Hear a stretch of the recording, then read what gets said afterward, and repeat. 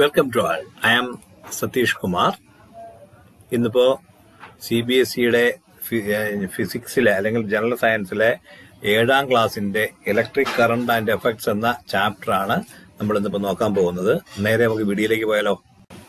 Okay, ഇതിൽ ടെക്സ്റ്റിലുള്ളതല്ലെങ്കിൽ പോലും base ആയിട്ടുള്ള ഈ ഇലക്ട്രിസിറ്റിയെ കുറിച്ചുള്ള ബേസ് ആയിട്ടുള്ള ഒരു ക്വസ്റ്റ്യൻ ആണ് ആദ്യം ഞാൻ നിങ്ങളുടെ മുന്നിലേക്ക് എത്തിക്കുന്നത്. ക്വസ്റ്റ്യൻ വേറൊന്നുമല്ല, what is electricity and where it we get easily. എന്താണ് ഇലക്ട്രിസിറ്റി എന്ന് പറയുന്നത്? അത് നമുക്ക് ഈസി ആയിട്ട് എവിടെ നിന്നാണ് കിട്ടുന്നത് എന്നാണ് ക്വസ്റ്റ്യൻ.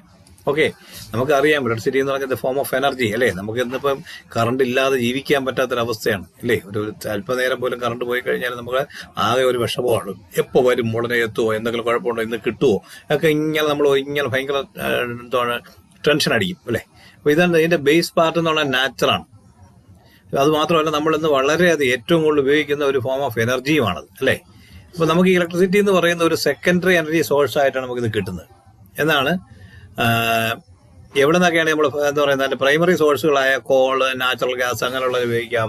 അതും അല്ലെങ്കിൽ വിൻഡ്, വാട്ടർ, ഇപ്പൊ ഇങ്ങനെയൊക്കെ ഉള്ള സാധനങ്ങളിൽ കൂടെ നമ്മൾ എന്ത് ചെയ്തു, ഒരു എനർജി പ്രൊഡ്യൂസ് ചെയ്ത് ആ എനർജി സോഴ്സിനെ കൊണ്ട് നമ്മൾ ജനറേറ്ററുകൾ കറക്കുക, അല്ലെങ്കിൽ സോളാറിൽ നിന്നുള്ളത് വെച്ച് സോളാർ പ്ലാന്റുകളിൽ നിന്ന്, സോളാർ പാനലുകളിൽ നിന്ന് നമുക്ക് ഇലക്ട്രിസിറ്റി എടുക്കുക. അങ്ങനെയൊക്കെ നമുക്ക് എന്ത് ചെയ്യാൻ പറ്റും, ഇലക്ട്രിസിറ്റി ജനറേറ്റ് ചെയ്യാൻ പറ്റും. ഓക്കെ, ഇനിയിപ്പോ ടെക്സ്റ്റിലെ തന്നെ ആദ്യത്തെ ഒരു ഇമേജിലേക്ക് പോവാം. ഇലക്ട്രിസിറ്റി പാസ് ചെയ്യണമെങ്കിൽ നമുക്കൊരു മീഡിയം ആവശ്യമാണ് അല്ലെ. ഇവിടെ നോക്കിക്കേ, ഒരു സെൽ, നമ്മൾ ബാറ്ററി എന്നൊക്കെ പറയുന്നതല്ല, സെല്ലാണ്. അപ്പം ആ സെല്ലിന്റെ രണ്ട് എൻഡുകൾ, ഒന്നൊരു സേഫ്റ്റി പിന്നിലേക്കും മറ്റൊന്ന് ഒരു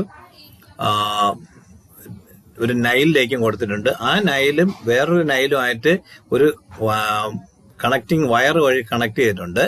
ഇനി ഈ ബ്ലൗസ് പിന്നിന്റെ അല്ലെങ്കിൽ സേഫ്റ്റി പിന്നിന്റെ ഒരു എൻഡും ആ രണ്ട് നൈലുകൾക്കിടയ്ക്കുള്ള വയറിൽ തൂക്കിയിട്ടിരിക്കുന്ന ഒരു കീയും തമ്മിൽ ഒരു ഹോൾഡർ വഴിയുള്ള കണക്ഷൻ കൊടുത്തിട്ടുണ്ട്.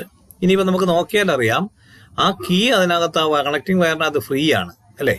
ഇത് നമ്മൾ കീ ഒന്ന് പൊക്കുകയോ താക്കുകയോ ചെയ്ത് കണക്റ്റിംഗ് വയറിൽ ടച്ച് ചെയ്യാത്ത രീതിയിലാക്കിയാൽ ആ ലൈറ്റ് ഓഫ് ആവും. ഇനി അതേപോലെ തന്നെ ബ്ലൗസ് പിന്നും അല്ലെങ്കിൽ ആ സേഫ്റ്റി പിന്നും എന്ത് ചെയ്യുന്നു, നമ്മൾ ഒന്ന് മൂവ് ചെയ്ത് കഴിഞ്ഞാൽ ആ കണക്റ്റിംഗ് വയർ, ബൾബിലേക്കുള്ള റെഡ് വയറിലെ കണക്റ്റിംഗ് വയറിൽ നിന്ന് മാറ്റി കഴിഞ്ഞാൽ ഉടനെ എന്ത് ലൈറ്റ് ഓഫ് ആവും.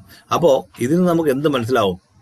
ഇലക്ട്രിസിറ്റി എന്ന് പറയുന്ന ഒരു സൈഡ് ഇരുന്നത് കൊണ്ട് മാത്രം കാര്യമായില്ല, അതിന് സഞ്ചരിക്കാനായിട്ട് അല്ലെങ്കിൽ അതിന് മൂവ് ചെയ്യാനായിട്ടൊരു പാത്ത് ആവശ്യമാണ്. പാത്ത് ഉണ്ടെങ്കിൽ മാത്രമേ നമുക്ക് അതിനെ യൂസ്ഫുൾ ആയിട്ട് ചെയ്യാൻ പറ്റുള്ളൂ. Okay, thank you.